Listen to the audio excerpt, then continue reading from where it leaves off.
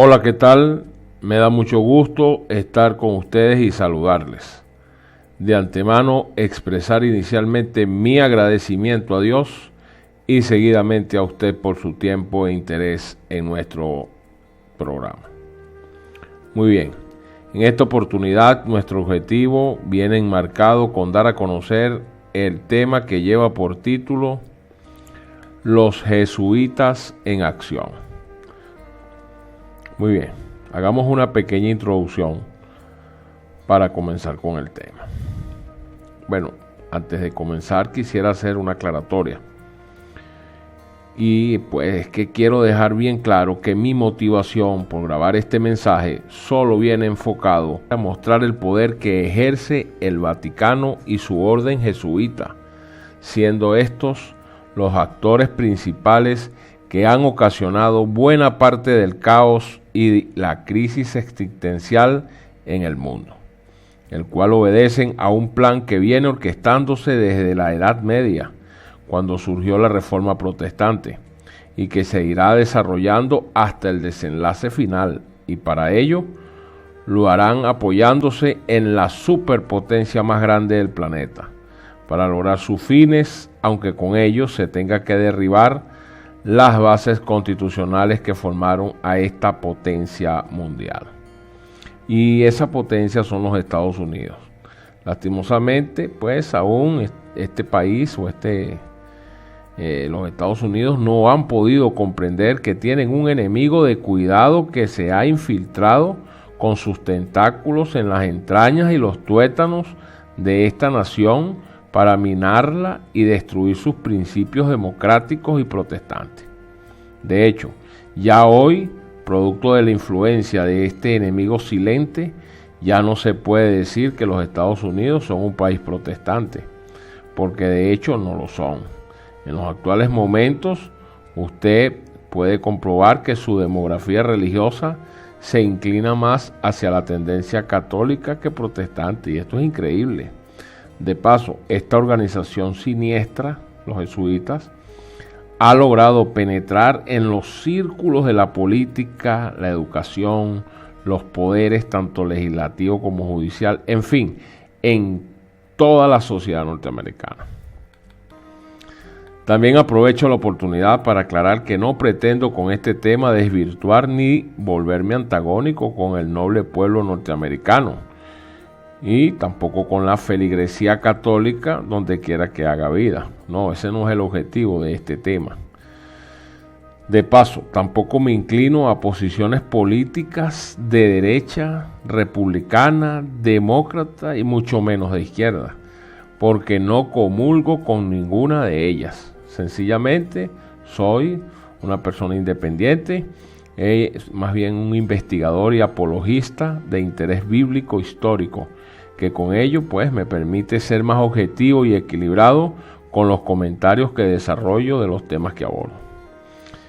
Celebro y reconozco más bien que gracias a los Estados Unidos de Norteamérica, sí, hay que subrayarlo, recalcarlo, los Estados Unidos de Norteamérica y los reformadores de la Edad Media que surgieron de Europa, como Calvino, Zwinglio, Hus, Wycliffe, Lutero, Tyndale, Jerónimo de Praga, etc., pues el mundo ha podido conocer la verdad eterna reflejada en el texto sagrado, en la Biblia. Aunque con ello se crea que apoyo cualquier acción o barbarie de interés político que esta nación, Estados Unidos, haya perpetrado contra otras naciones, pues sencillamente eso se lo dejo a los críticos expertos en la materia, y por supuesto el juicio final es de Dios. Él sabrá dar el justo reconocimiento y pago por las acciones de cada quien en su proceder. Solo me concreto en analizar y comparar las actuaciones de los protagonistas de los siglos con los oráculos divinos, y tratar de señalarle a la humanidad cómo las escrituras sagradas siempre han dado con el blanco de sus objetivos. En tal sentido, me siento muy complacido por esta investigación, hecha con el solo propósito de dar a conocer todo lo conducente a los hechos proféticos anunciados en la palabra de Dios. Espero que esta contribución pueda servirle a usted de bálsamo y de esperanza, pues, y para que todo aquel que le escuche con un espíritu abierto a seguir investigando y creciendo en la voluntad de Dios. Muy bien, entremos en materia. Pues miren, el siguiente trabajo de indagación e investigación lo he realizado apoyándome en las serias indagaciones hechas por el emblemático Bill Hughes, quien es el autor de la obra Terroristas Secretos, y comparada también con los hechos históricos que demuestran todos los detalles y cuán lejos ha podido llegar esta organización jesuita como organización terrorista en su proceso de destruir las bases constitucionales y los principios que formaron los Estados Unidos de la América protestante, y a través de ello lograr su cometido principal de volver a entronar el cetro por el control total y hegemónico del planeta. En tal sentido, debemos subrayar que los Estados Unidos de Norteamérica se encuentran hoy viviendo posiblemente los momentos más peligrosos de su historia, pues dicha organización secreta, los jesuitas, ha estado trabajando desde adentro, ha logrado penetrar todos los círculos políticos, judiciales y estratégicos para destruir a América y todo aquello que representa el fundamento constitucional que formaron a los Estados Unidos como nación. La mayoría de las personas conocen muy poco de los jesuitas del Papa. Fue Ignacio de Loyola quien fundó la Orden de los Jesuitas en el año de 1540. Su posición en la Iglesia Católica Romana fue solidificada con el Concilio de Trento, que se llevó a cabo desde el año 1546 al 1563. El Concilio de Trento se realizó con una gran meta en mente, y era buscar la forma de detener la Reforma Protestante. Recordemos que la Reforma comenzó en el año 1517, cuando Martín Lutero, aquel valiente monje alemán, clavó las 95 tesis en la puerta de la capilla de Wittenberg, en Alemania. Estaban, entre otras, pues, las doctrinas de las corruptas indulgencias que Roma institucionalizó para engañar a la ciudadanía en general y que constaba de la fallida, infame y antibíblica enseñanza de que un hombre podía salvarse a sí mismo y a sus seres queridos si depositaba suficientes monedas en la ofrenda que daba a la Iglesia Católica. Esto es una infamia. Las enseñanzas de Lutero de que la Biblia es el único estándar para toda la doctrina y de que una persona es justificada ante Dios por la fe en Cristo Jesús únicamente, causaron conmoción en los corazones de miles a través de toda Europa y provocó asombro en las inmediaciones del Vaticano. En este sentido, el Concilio de Trento fue establecido para tratar de detener la reforma por lo que se le conoce como la contrarreforma. Por supuesto, los jesuitas serían las principales herramientas de Roma para deshacer y destruir cada traza de protestantismo donde quiera que fuese hallada.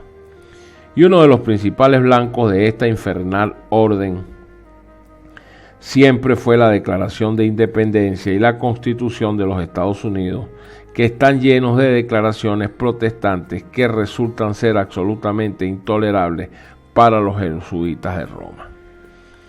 Y de ello da fe el corresponsal de la BBC de Londres para el Vaticano, Abro Manhattan, cuando escribió en el año de 1988 lo siguiente, abro comillas: el Vaticano condena rotundamente la Declaración de Independencia y la califica como perversa, y llama a la Constitución de los Estados Unidos un documento satánico.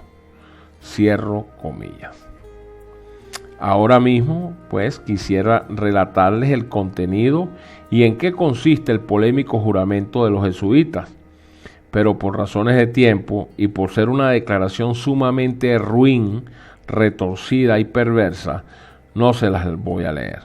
Pero usted puede ir a Google en internet y buscar juramento de los jesuitas y comprobará la veracidad de lo que le estoy diciendo.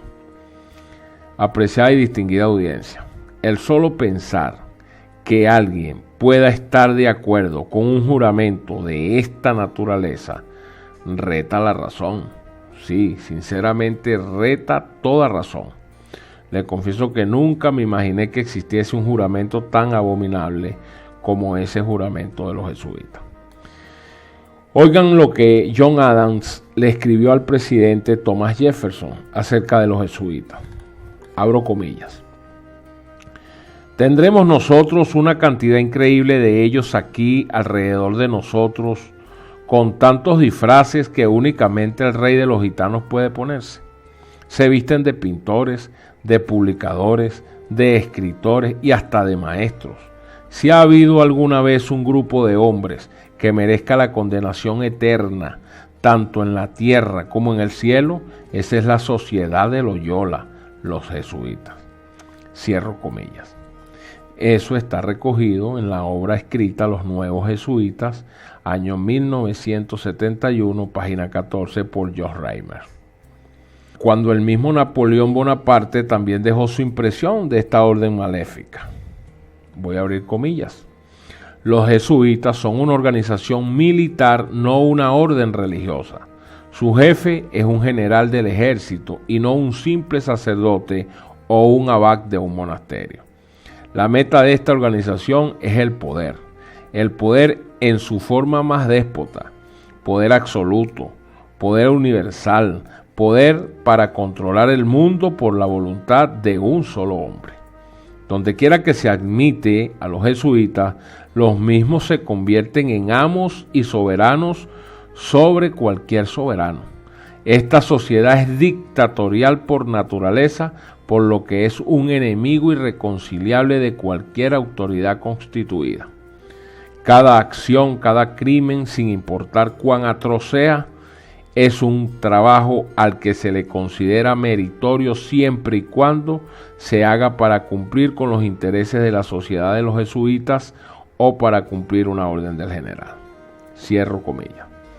Esto está recogido en Memoria de la cautividad de Napoleón en Santa Elena, página 62, página 174, por el general Montolón.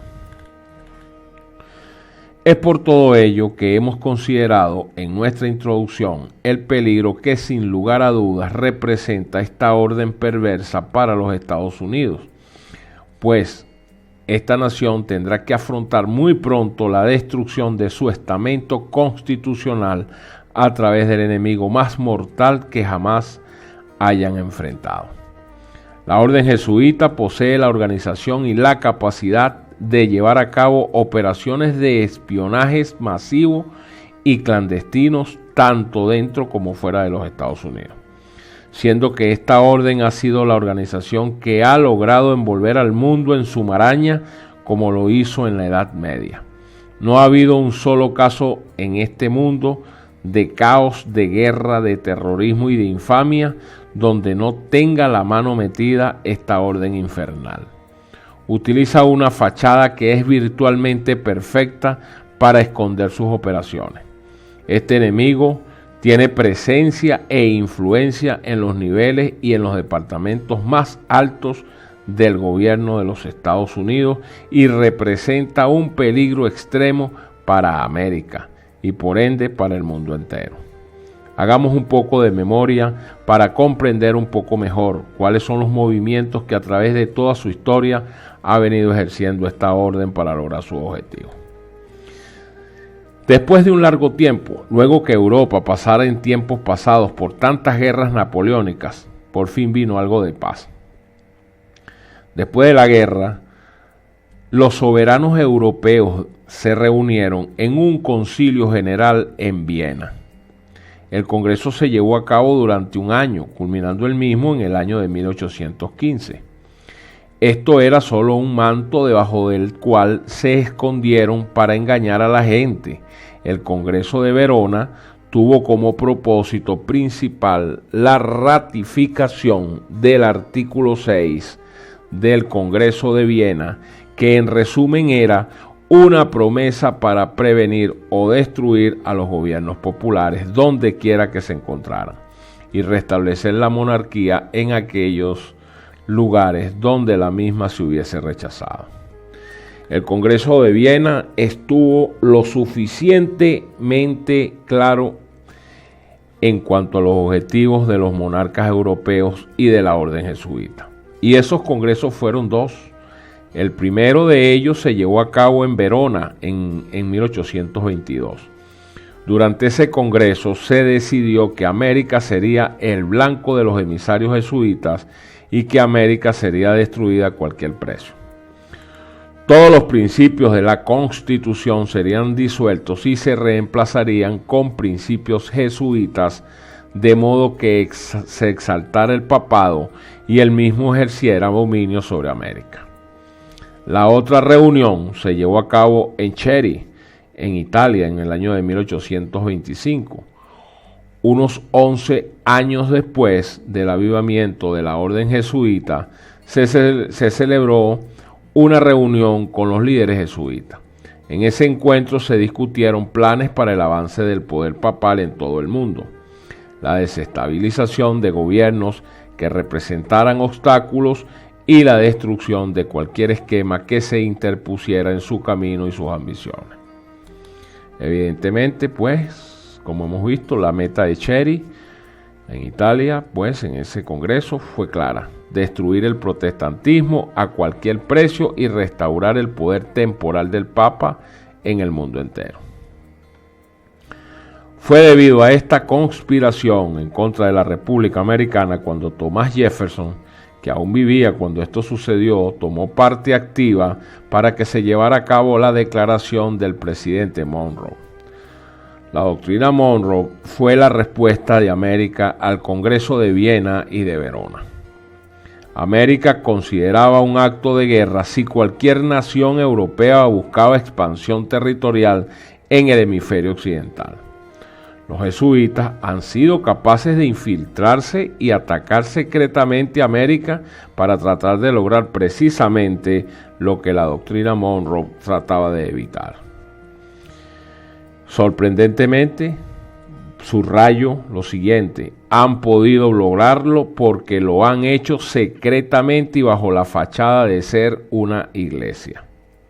Repito, han podido lograrlo porque lo han hecho secretamente y bajo la fachada de ser una iglesia. Thomas Jefferson vio todo esto como una gran crisis en la historia americana, porque los astutos y dispuestos jesuitas habían sido destinados a tener a América como blanco de destrucción. La doctrina Monroe retó cualquier avance que Europa pudiera hacer en contra de América. Sin embargo, Monroe no entendía realmente que los ingeniosos jesuitas no harían uso de las armas inicialmente para obtener sus objetivos. Ellos utilizarían el engaño de una forma muy secreta. Apelarían a las necesidades básicas del hombre, plantarían sus hombres en posiciones de riqueza y poder y harían uso de su influencia para obtener el gran premio. ¿Cuál era el premio? La subversión y la destrucción de cada principio protestante que se hubiese incluido en la Constitución de los Estados Unidos. La historia y el pueblo americano han sido testigos de toda esta intriga y conspiración y las consecuencias inmediatas que han surgido para ir debilitando las bases de los Estados Unidos de Norteamérica.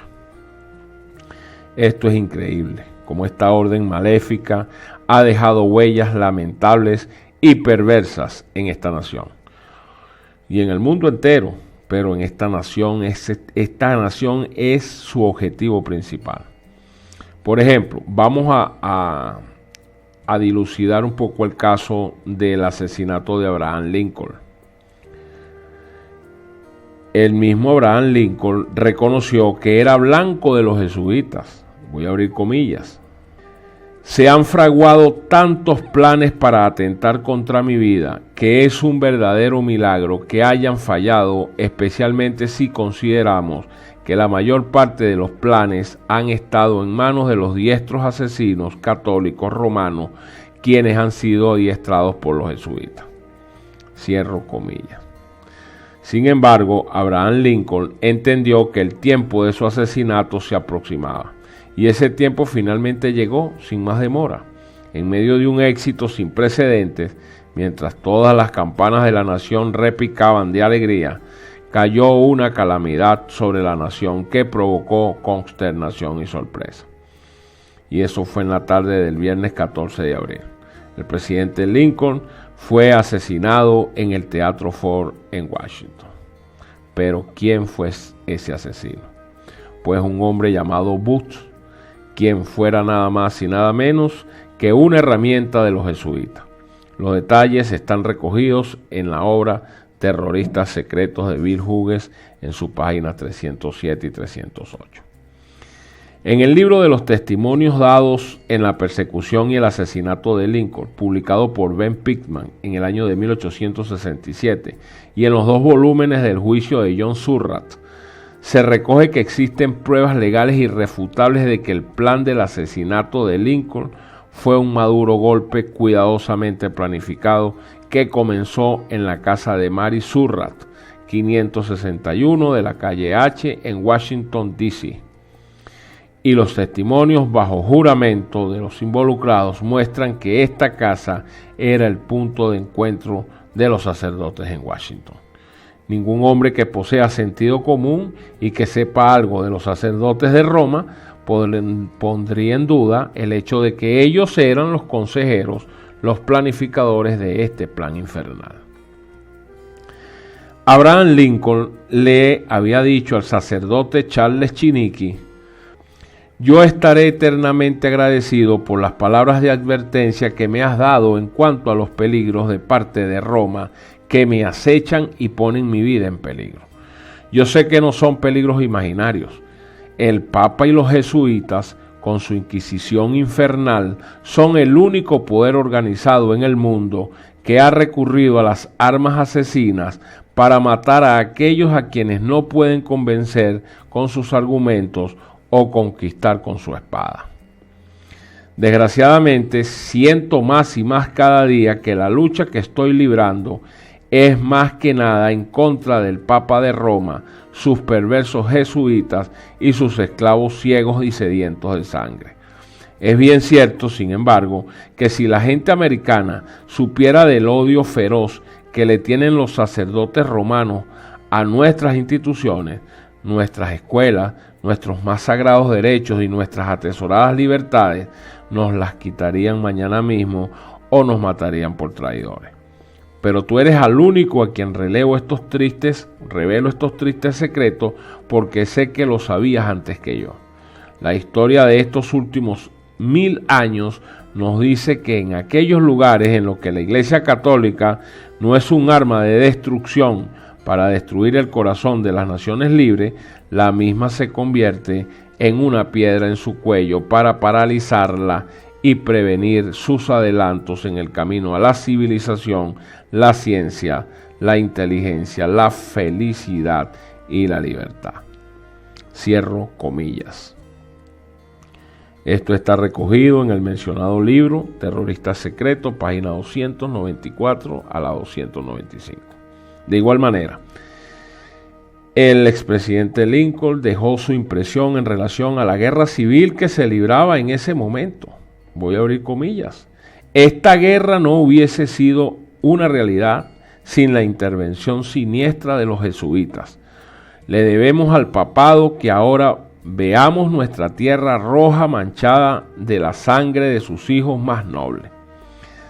Me da pena con los sacerdotes, los obispos y las monjas de Roma en los Estados Unidos, porque cuando la gente se dé cuenta de que ellos son en gran parte responsables por las lágrimas y por la sangre derramada por esta guerra, pues el verdadero poder motivador de nuestro problema está encerrado en las gruesas paredes del Vaticano, los colegios y las escuelas de los jesuitas, los conventos de las monjas y los confesionarios de Roma. Igualmente, cito la misma obra, página 296 a la 305. Ahora, el autor de la obra antes mencionada dijo lo siguiente, el autor Bill Hughes, dijo, abro comillas, para cumplir el Consejo de Viena, de Verona y de Sherry, la Iglesia Católica dividió al norte del sur de los Estados Unidos. A través de su agente John Calhoun, pretendieron destruir la economía a través de Nicholas Biddle y utilizaron la copa del veneno y las balas asesinas para asesinar y para intentar asesinar a un total de 5 presidentes norteamericanos dentro de un periodo de tiempo de 25 años. Mancharon el suelo americano con la sangre de miles de hombres jóvenes americanos durante la terrible guerra civil. Roma nunca cambia. Lo que hizo antes lo sigue haciendo hoy en día. Dios nos ayude a entender la maldad del papado romano, tanto la de antes como la de ahora. Cierro comillas. Ahí lo tienen. Otra prueba contundente de reconocer fue el hundimiento del Titanic. Bueno, es sabido hoy día que los jesuitas planificaron y llevaron a cabo el hundimiento del Titanic y mostraremos por qué lo hicieron. Los jesuitas deseaban desesperadamente un banco central en América para poder poseer una reserva sin límites para sus muchas guerras y para sus otras tramas ocultas alrededor del mundo. Es allí donde en el año 1910 se reunieron 7 hombres en la isla de Jekyll, en la costa de Georgia, para establecer un banco central, al que llamaron el Banco de Reserva Federal.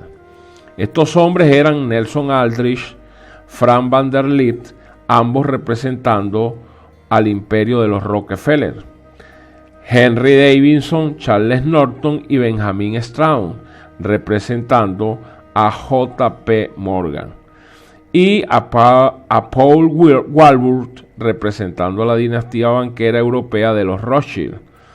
Para el que no lo sabe, los Rothschild fueron los agentes banqueros que sirvieron a los papas y jesuitas y quienes siempre conservaron la llave de la riqueza de la Iglesia Católica Romana. La construcción del Titanic comenzó en el año 1909 en un astillero en la capital del norte de Irlanda.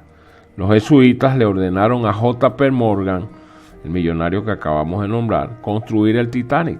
Este barco, supuestamente, entre comillas, indestructible, sirvió como el instrumento en el que encontrarían la muerte aquellos que se oponían a los planes de los jesuitas de establecer un sistema de reserva federal. Esa fue la razón.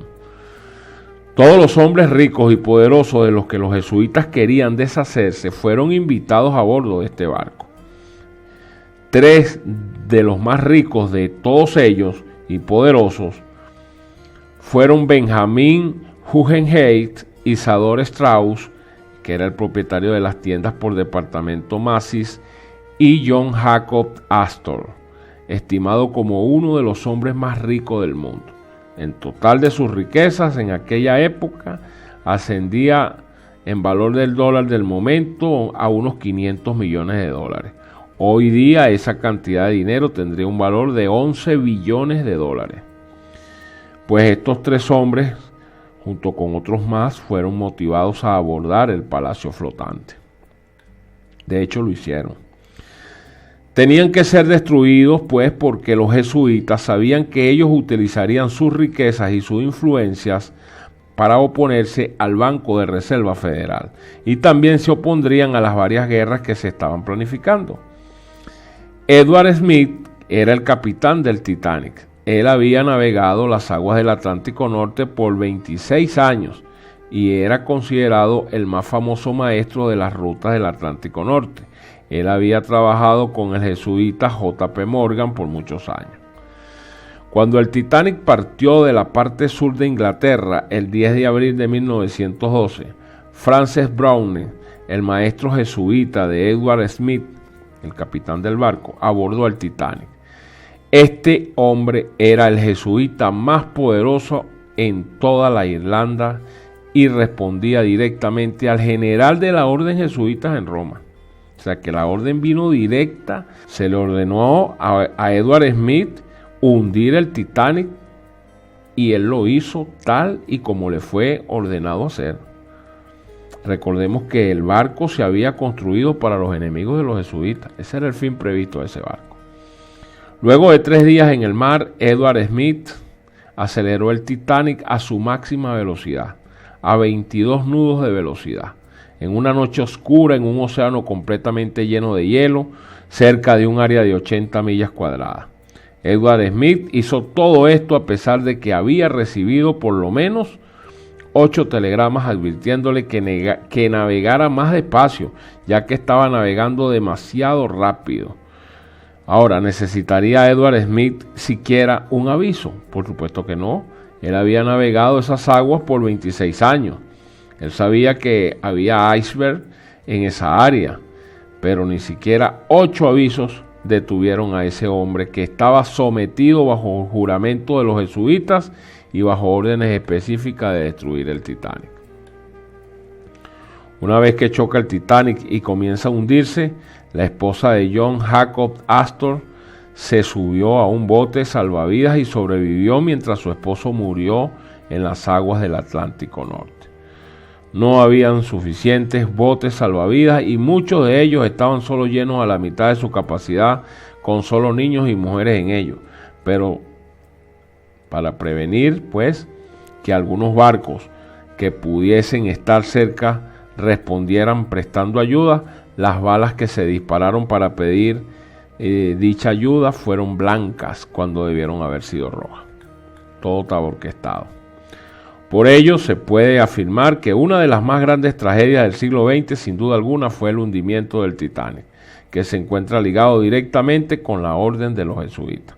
El barco, que supuestamente era indestructible, el Palacio Flotante, fue creado para convertirse en la tumba de los ricos que se oponían al sistema de Reserva Federal. Fue así como, entre comillas, triunfó el plan orquestado por los jesuitas. Para el 9 de abril de 1912 se eliminaron todas las oposiciones que había en contra de la creación de la Reserva Federal. Y finalmente, en diciembre de 1913, surgió el sistema de Reserva Federal en los Estados Unidos. 8 meses después, los jesuitas tenían fondos suficientes a través del Banco de Reserva Federal para comenzar la Primera y la Segunda Guerra Mundial. Nada más y nada menos. La Primera Guerra, pues, es la antítesis de la Segunda Guerra Mundial, pues la segunda se deriva de esta. De paso, de ambas guerras, sus promotores y responsables son los mismos. Ahora, la Segunda Guerra Mundial fue la guerra más extensa y devastadora de la historia. Cientos y cientos y cientos de miles de personas murieron en esta guerra. La mayoría de la gente no sabía cuál era la causa de esta guerra. Las guerras no ocurren sin razón. Estas son planificadas y ejecutadas por personas de alta jerarquía en los gobiernos y para su propio beneficio. Y el presidente Franklin Roosevelt dijo lo siguiente en relación a ello, abro comillas: en la política nada ocurre por accidente, si ocurre es porque ha sido planificado. Ahora, veamos quiénes planificaron estas guerras. Y voy a citar a Jeremías Crowley, que es un antiguo sacerdote católico, en la obra denominada Romanismo, página 144. Voy a abrir comillas. El Papa y sus agentes jesuitas han sido y son los instigadores de las guerras, y mientras el mundo sufre el dolor de las guerras, Roma brinda con champán. Cierro comillas. Sigo citando. El Papa estuvo tan presente en la Segunda Guerra Mundial como Hitler y el católico Mussolini. Por tanto, es tan culpable como ellos de los asesinatos de 6 millones de judíos. De hecho, los papas han instigado la mayoría de las guerras europeas a través de los siglos. Cierro comillas. Eso lo dijo F. Paul Peterson, citado en el libro Es Alberto Real, página 41. Adolfo Hitler fue culpable de todo tipo de atrocidades durante la Segunda Guerra Mundial. Eso nadie lo puede discutir, pero ¿era él realmente responsable de todas estas atrocidades o estaba él simplemente obedeciendo órdenes? Pues la respuesta a esa interrogante debe ser considerada sobre quienes estaban en control en la Alemania de Hitler. Pues en Alemania, el nuncio papal de Berlín, el monseñor Pacelli y Franz von Papen, quien era el sirviente principal del Papa, apoyaron la unión con Roma y se concentraron en la derrota de la República de Weimar. Los católicos alemanes sentían hostilidad hacia el régimen nazi, pero se les informó que el mismo Papa sentía una disposición favorable hacia Hitler. En consecuencia, el centro del catolicismo, eje de todas las mayorías parlamentarias, votaron para otorgarle derechos a Hitler el 30 de enero de 1953. Esta operación ocurrió prontamente, pues, de igual manera como había ocurrido en Italia a través de un tratado que le era beneficioso a la Iglesia Católica. El episcopado alemán juró mantener su lealtad a Hitler y también las organizaciones católicas combinadas con la de los nazis, y eso lo recoge Edmond Paris en su obra The Vatican Again Europa, página 15. El trato entre Hitler y el Vaticano había sido conducido en secreto antes de que Hitler se convirtiera en canciller de Alemania en enero de 1933. En junio de ese mismo año, Hitler y el Vaticano firmaron un acuerdo mediante el cual la Iglesia juró fidelidad hacia el régimen nazi. Poco más tarde, el católico Franz van Papen, el segundo oficial en comando en el régimen de Hitler, expresó en sus propias palabras de forma bien clara cuál era la esencia de la alianza entre el Vaticano y Hitler. El tercer rey dijo, abro comillas, es el tercer poder que no solo reconoce, sino que pone en práctica los altos principios del papado. Cierro comillas. Y eso lo recoge Abro Manhattan en el Washington Moscú, página 42 al 43. El mismo Hitler admitió que había sido ayudado por los métodos de la contrarreforma de los jesuitas para llevar a cabo su guerra ideológica. De igual manera, Benito Mussolini era altamente estimado por los jesuitas de Roma. Él era su hombre de provisión, quien le había restaurado la ciudad del Vaticano al papado en 1929 con el Concordato de Letrán. Entonces la jerarquía papal decía que Hitler había puesto en práctica los principios del papado, y ahora vemos entonces cómo Mussolini también lo hizo.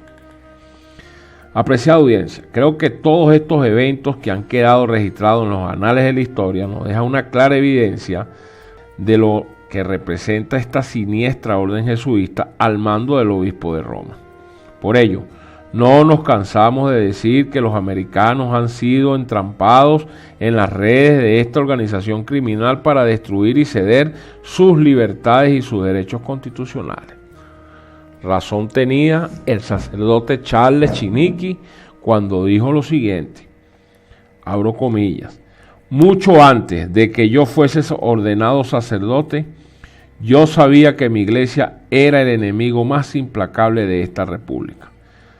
Mis profesores unánimemente me habían dicho que los principios y las leyes de la Iglesia de Roma son completamente antagonistas a la Constitución de los Estados Unidos de América.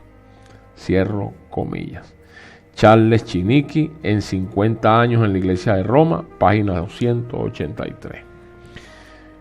Primeramente, él decía que los principios más sagrados de la Constitución de los Estados Unidos se basan en la igualdad de cada ciudadano ante la ley. Mas el fundamento principal de la Iglesia de Roma es el rechazo a esa igualdad. Número 2. Los Estados Unidos proclaman la libertad de conciencia como un principio sagrado que todo ciudadano debe conservar, aún a precio de sangre. Pero la libertad de conciencia es declarada por todos los papas y los concilios de Roma como lo más malvado y diabólico que todo buen católico debe aborrecer y destruir a cualquier precio. Número 3. La Constitución americana asegura la absoluta independencia de lo que se considera civil y lo que se considera religioso. Divide el poder civil del poder eclesiástico. Pero la Iglesia de Roma declara que esa división resulta ser un acto de impiedad y una rebeldía contra Dios. Número 4. La Constitución americana le concede la libertad a todo hombre para servirle a Dios de acuerdo a su conciencia. Pero la Iglesia de Roma declara que ningún hombre posee tal derecho y que solo el Papa sabe lo que el hombre debe creer o no. Número 5. La Constitución de los Estados Unidos niega el derecho de castigar a alguien por diferir en cuanto a religión, pero la Iglesia romana dice que ella tiene el derecho de castigar mediante la confiscación de los bienes o la pena de muerte a aquellos que difieren de la fe del Papa. Y número 6. La Constitución de los Estados Unidos se basa en el principio de que la gente es la fuente principal del poder civil, pero cientos de veces la Iglesia de Roma ha proclamado que este principio es impío y producto de herejías, porque argumenta que todo gobierno debe tener como base la fe católica, con el Papa como la única fuente legítima e infalible y como el intérprete de la ley. ¿Qué les parece? Sin duda alguna es evidente, pues, cómo entonces los Estados Unidos ha venido cediendo poco a poco, comenzando con la administración del expresidente Ronald Reagan, hasta la elección del actual presidente Donald Trump. Todas esas administraciones han venido coqueteando con Roma. Inclusive, en los primeros días de gobierno de Donald Trump, este manifestó que su gobierno trabajaría de la mano de la Iglesia Católica y cumpliría lo acordado. Además de firmar una orden ejecutiva para eliminar la enmienda Johnson. Y esto es delicado, ¿sabe? Porque esto pudiera ser el comienzo que dará forma a que esta nación se convierta en la imagen de la bestia ya, definitivamente. Esta medida está socavando de un plumazo la garantía constitucional de que la Iglesia se inmiscuya en política. Y eso es acelerar o contribuir con lo que la Iglesia, pues, para que la Iglesia se una con el Estado. Esto es bien delicado. Hay que reconocerle a este señor presidente Donald Trump que también está en contra del aborto y Estados Unidos tenía esa medida adoptada legal, pues, y este presidente Trump eliminó el apoyo, la ayuda a todas esas organizaciones en apoyo al aborto. Eso hay que reconocérselo, sí, cómo no. Hay que reconocerle. Sobre el caso de la parte de los homosexuales, tampoco quiere saber nada de eso. Él no está de acuerdo con eso. Eso también se le aplaude, porque eso está consono con las escrituras. Eso hay que aplaudírselo a este señor presidente. Ahora, de igual manera, pues lo dicho en años más recientes por el expresidente de los Estados Unidos, George Bush, cuando él declaró en el Washington Times que él iba a obedecer al Papa. Imagínense ustedes eso, ¿no? Escuchar a un republicano decir eso. Ahora, cuando examinamos las actuaciones de parte de todas estas administraciones, desde Ronald Reagan, que tuvo su periodo de gobierno desde el año 1981 hasta el 89, George Bush, 89 al 93, ese es George Bush padre, Bill Clinton, 1993 al 2001, George Bush, 2001-2009, Barack Obama, 2009-2017. De paso, Barack Obama lleva en su expediente, pues, haber derogado la primera institución que creó el señor en cuando creó el planeta. Él firmó el decreto para que se celebraran matrimonios igualitarios. Eso va en contra de la palabra de Dios. Eso recae sobre las espaldas de este señor y de todos aquellos diputados, senadores y ministros de justicia o personal de justicia, el de Tribunal Supremo de Justicia, que dio su firma para que esto se diera. Van a entregar cuenta por esto, porque eso va en contra de la voluntad de Dios. Y Donald Trump, 2017, hasta continúe, creo que todas estas administraciones han venido cediendo terreno y oportunidades a la orden jesuita y a sus intenciones. Y esto es muy decepcionante. Esto debería ser evaluado seriamente por los ciudadanos norteamericanos, los que le duela a su patria y sus principios protestantes y de libertad. Pues las actuaciones de estas últimas administraciones estadounidenses que hemos señalado no se corresponden con todas las anteriores.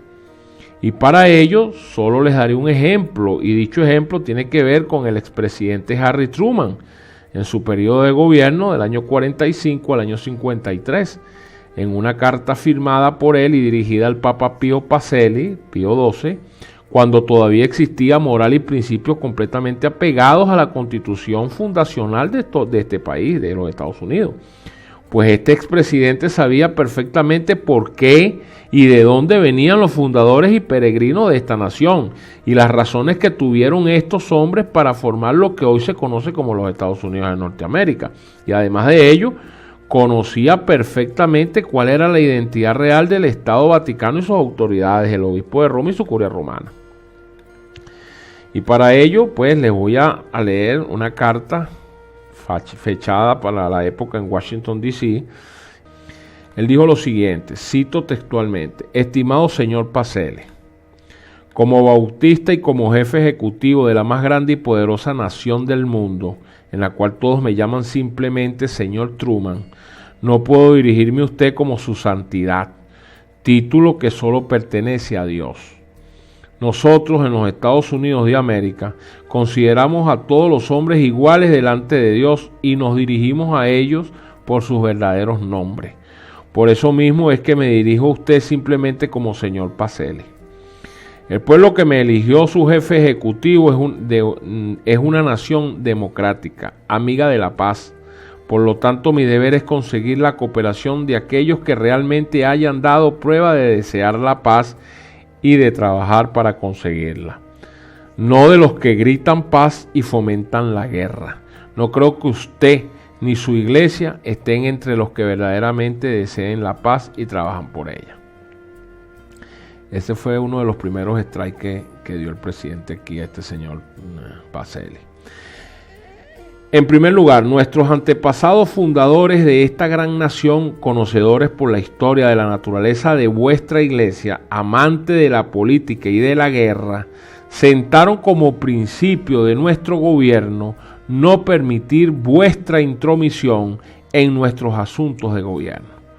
Aprendieron bien esa lección en la historia de Europa y por eso estamos convencidos de que nuestra democracia durará mientras no aceptemos vuestra intromisión, como lo hicieron los gobiernos de Europa a quienes enredaron con sus doctrinas e intrigas políticas.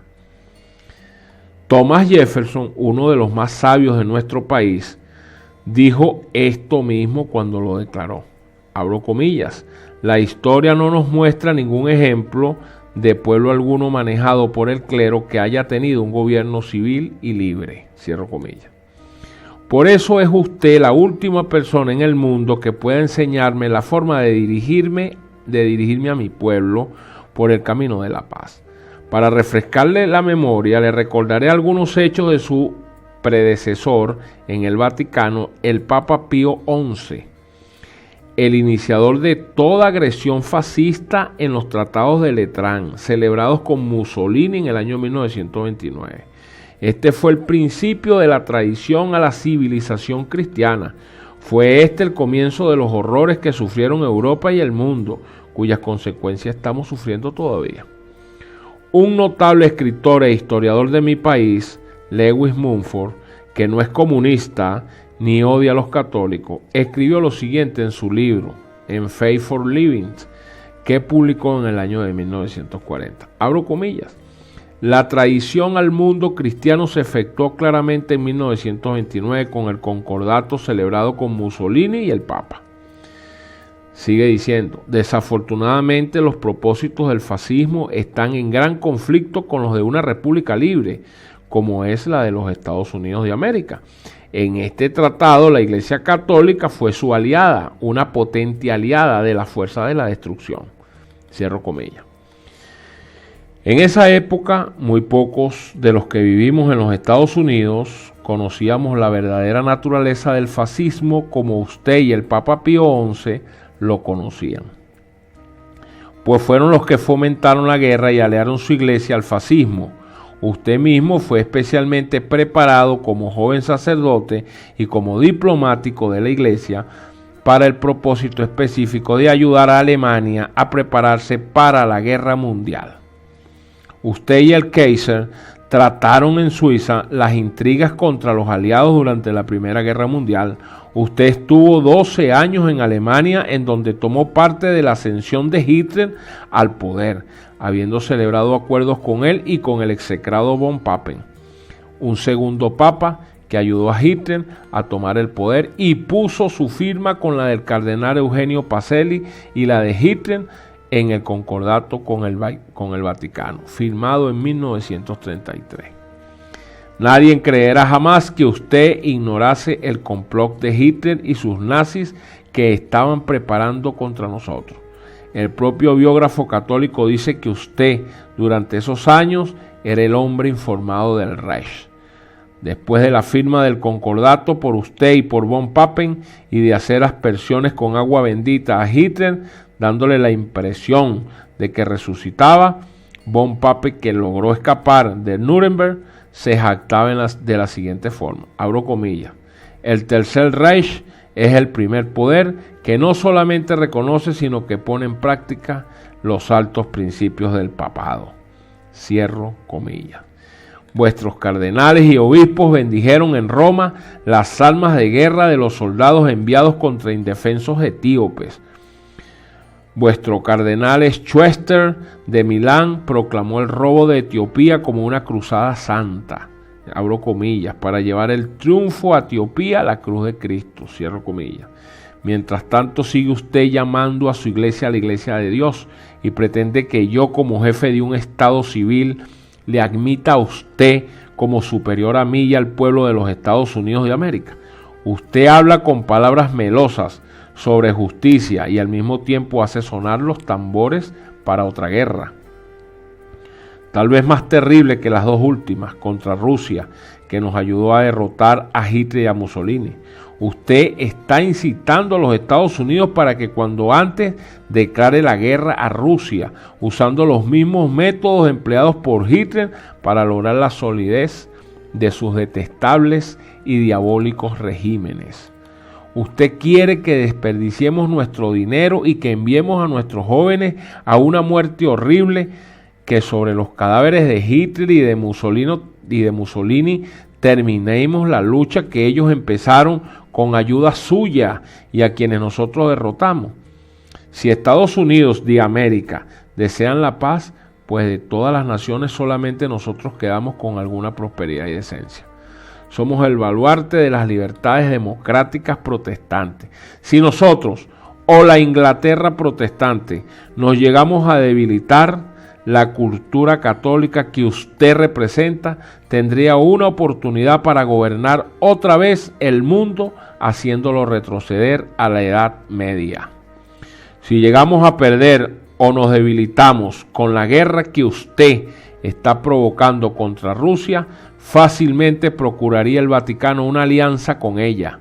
Su predecesor, el Papa Pío XI, declaró públicamente que él haría pacto con el diablo mismo si conviniese a los intereses de la Iglesia.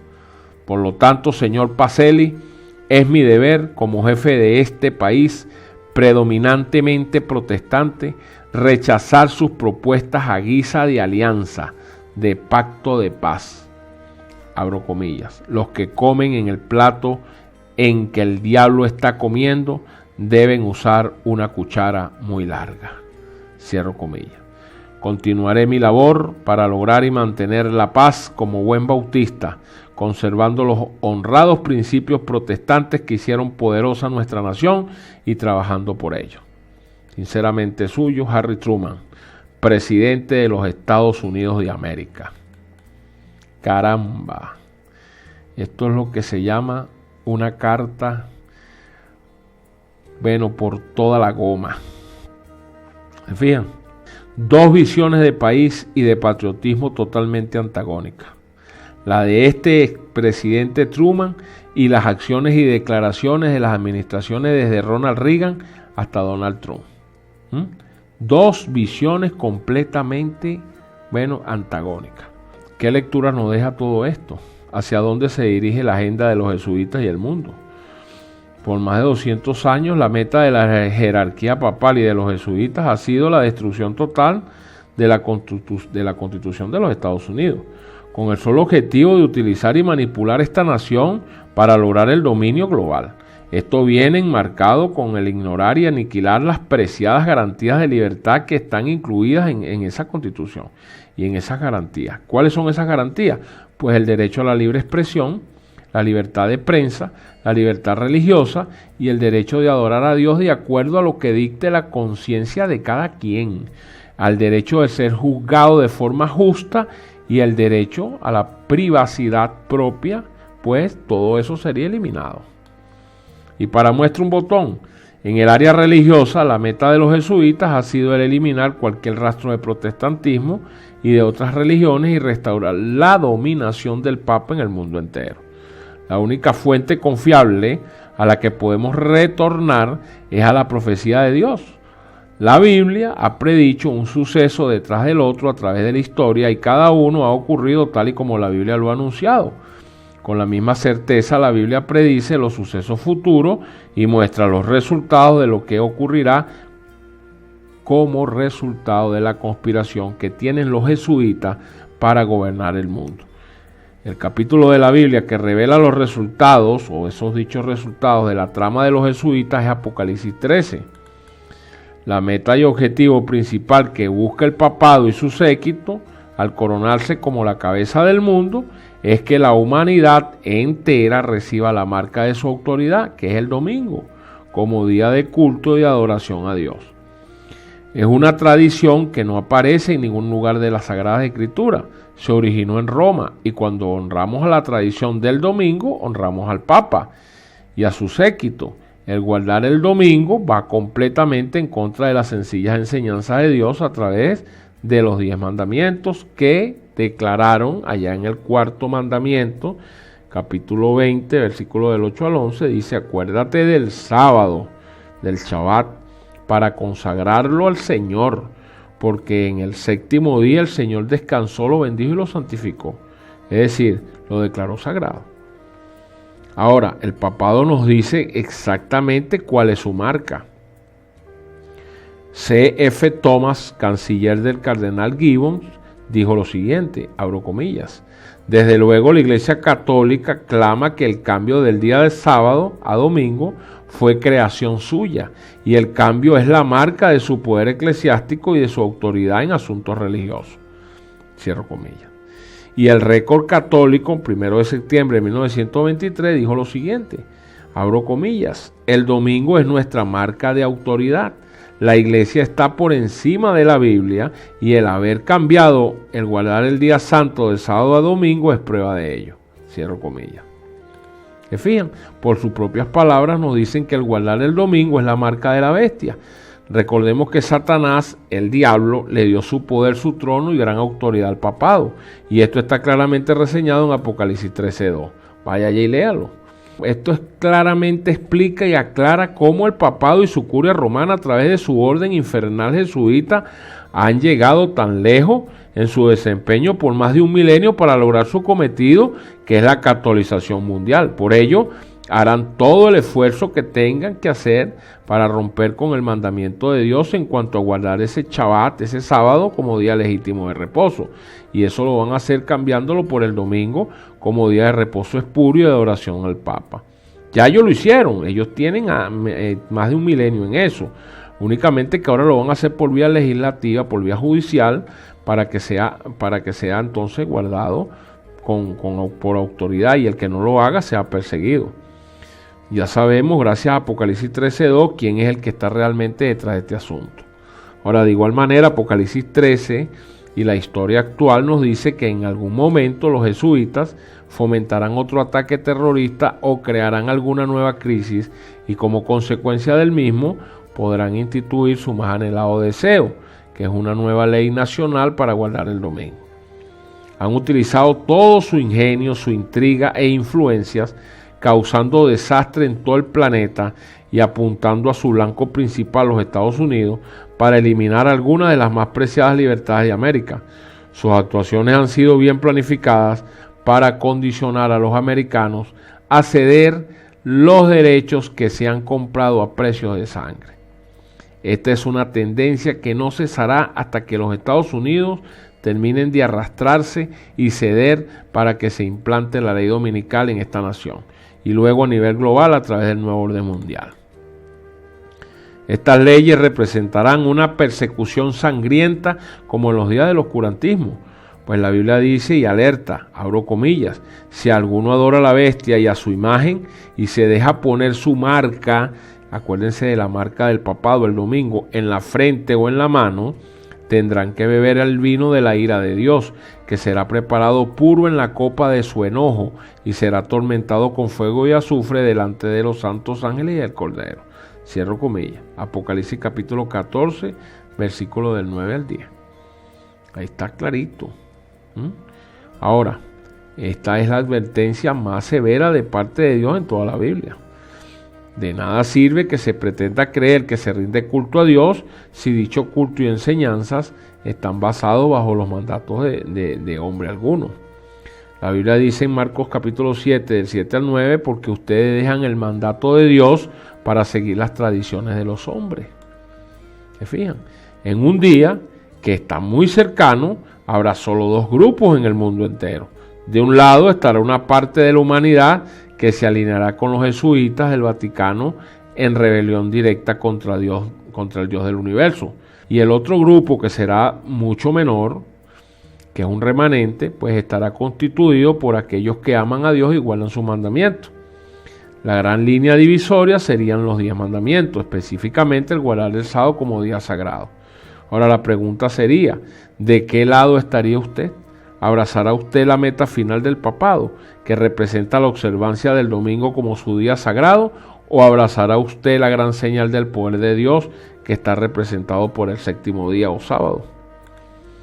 El guardar el domingo, ya lo hemos dicho, es obedecer al Papa y a los jesuitas del Vaticano, y eso le llevará a América y al mundo a la devastación y a la ruina, mientras que el guardar el sábado, lo cual representa una total sumisión a los mandamientos de Dios, representará ser admitidos por el Señor Jesucristo a la vida eterna.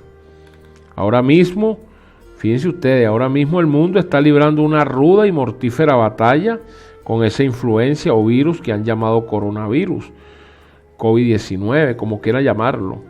Comprobado pues científicamente que el mismo ha sido creado tendenciosamente para lograr objetivos maléficos de carácter político y económico. Pero nosotros sabemos quién está detrás de todo esto. Finalmente, puede usted escribirlo. El mundo, después que salga de esta desgracia, no volverá a ser el mismo. Por supuesto que no.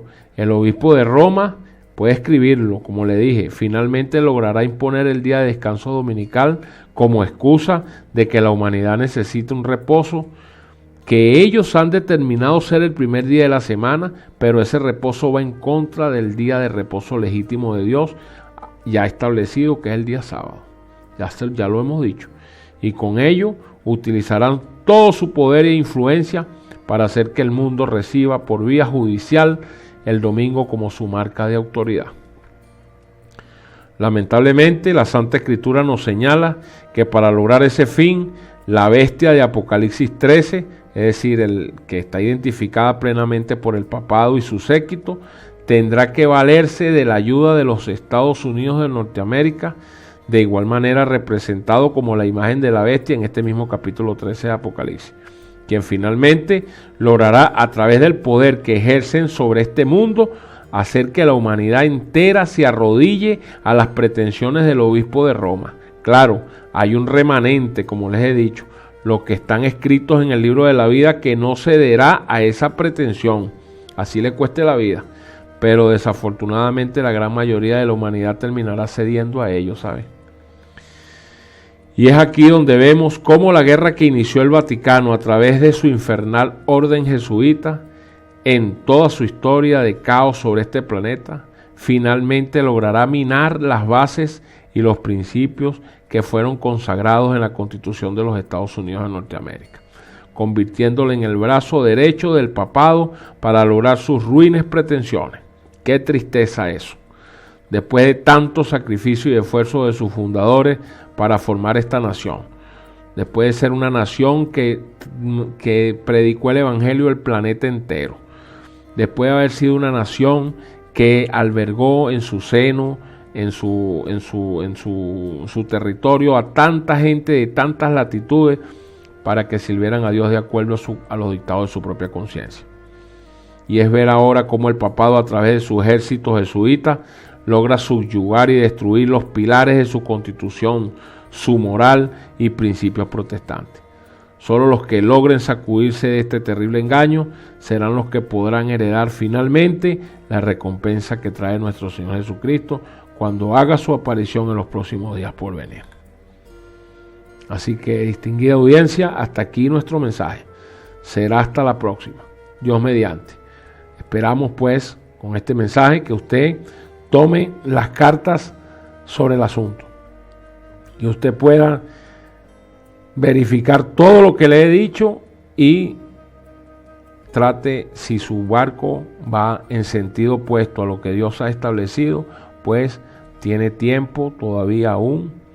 La misericordia de Dios, la puerta de la misericordia está abierta, de enderezar ese timón y llevarlo a puerto seguro, porque quedan poco tiempo para que el Señor diga en el cielo, antes de su venida, consumado es, y venir a buscar a su pueblo, como dice Apocalipsis 12 y Apocalipsis 14, a buscar un pueblo que guarda sus mandamientos y tiene la fe y el testimonio de Jesucristo.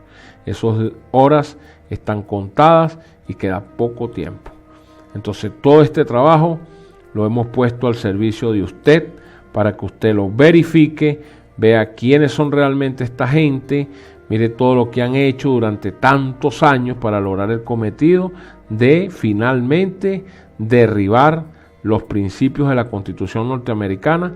¿Por qué la Constitución norteamericana? Porque es la potencia más grande del mundo, y sin esa potencia, si ellos no la subyugan, no van a poder lograr los objetivos que se plantean para terminar con todo este asunto. Ellos necesitan levantar el día domingo como día de reposo a nivel mundial. Si los Estados Unidos se le para firme y no acceden a esa pretensión, no lo van a lograr.